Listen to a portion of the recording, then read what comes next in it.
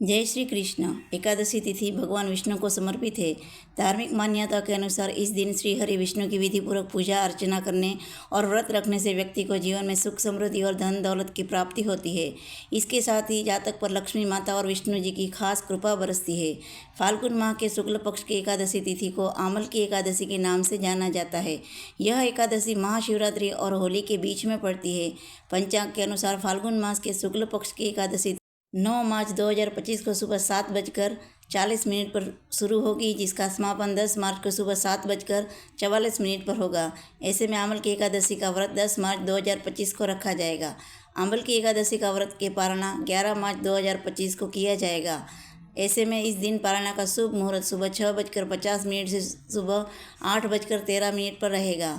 आइए हम आमल की एकादशी की कथा का श्रवण करते हैं।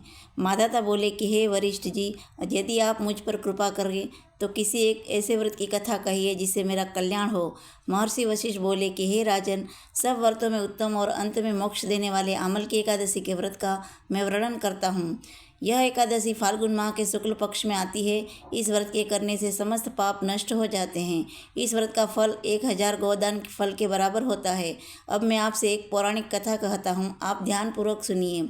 एक वेदिश नामक नगर था, जिसके ब्राह्मण, क्षत्रिय, वैश्य और शूद्र चारों वर्ण आनंद सहित रहते थे। इस नगर में सदैव वेद ध्वनि गूंजा करती थी तथा पापी, दुराचारी तथा नास्तिक उस नगर में कोई नहीं था। इस नगर में चेतरथ नाम का चंद्रवंशी राजा राज्य करता था। वह अत्यंत विद्वान तथा धर्मी था। उस नगर में कोई भी व्यक्ति दरिद्र व कंजूस नहीं था। सभी नगरवासी विष्णु भक्त थे और अबोल वृद्ध स्त्री पुरुष एकादशी का व्रत किया करते थे। एक समय फाल्गुन मास के शुक्ल पक्ष की अमल की एकादशी आई। उस दिन राजा, प्रजा तथा बाल वृद्ध सबने हर्षपूर्वक व्रत किया।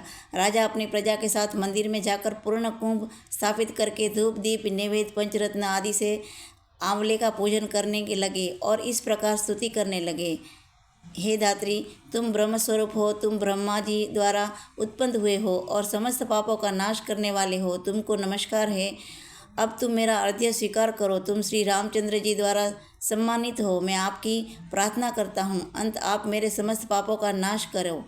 उस मंदिर में सब ने रात्रि को जागरण किया।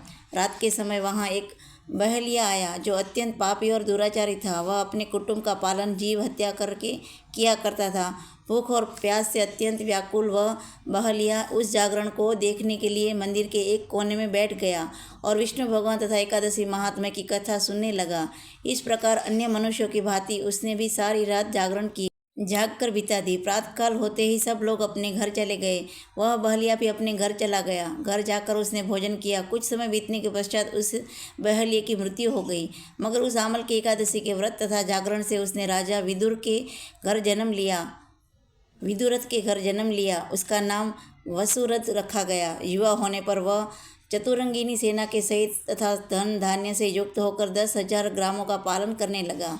वह तेज में सूर्य के समान, क्रांति में चंद्रमा के समान, वीरता में भगवान विष्णु के समान और क्षमा में पृथ्वी के समान था। वह अत्यंत धार्मिक, सत्यवादी, कर्मवीर और विष्णु भक्त था। वह प्रजा का सम्मान भाव से पालन करता था। दान देना उसका नित्य कर्तव्य था।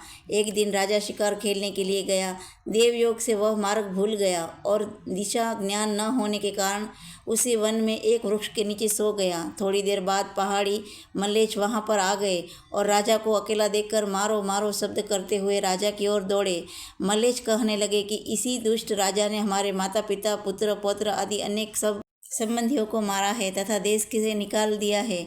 इसका अवश्य मारना चाहिए। ऐसा कहकर वे मल्लेश उस राजा को मारने दौड़े और उनके अनेक प्रकार के अस्त्र शस्त्र उसके ऊपर फेंके। वे सब अस्त्र शस्त्र राजा के शरीर पर गिरते ही नष्ट हो जाते थे और उनका वार पुष्प के समान प्रतीत होता था। अब उन मल्लेच्छों को अस्त्र शस्त्र उल्टा उन्हीं पर प्रहार करने लगे, जिससे वे मूर्छित होकर गिरने लगे। उसी समय राजा के शरीर से एक दिव्य स्त्री उत्पन्न हुई।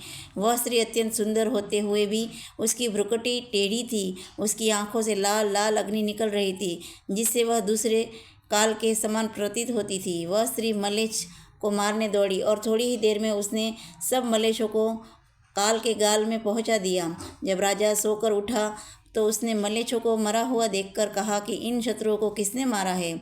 उसी वन में मेरा कौन हितेशु रहता है? वह ऐसा विचार कर ही रहा था कि आकाशवाणी हुई, हे राजा, इस संसार में विष्णु भगवान के अतिरिक्त कौन तेरी सहायता कर सकता है? इसी आकाशवाणी को सुनकर राजा अपने राज्य में आ गया और सुखपूर्वक राज्य करने लगा। महर्षि वशिष्ठ बोले कि हे राजन, यह आमल की एकादशी के व्रत का प्रभाव था। जो मनुष्य इस आमल की एकादशी का व्रत करते हैं वह प्रत्येक कार्य में सफल होते हैं और अंत में विष्णु लोक को जाते हैं। जय श्री विष्णु, जय श्री कृष्ण।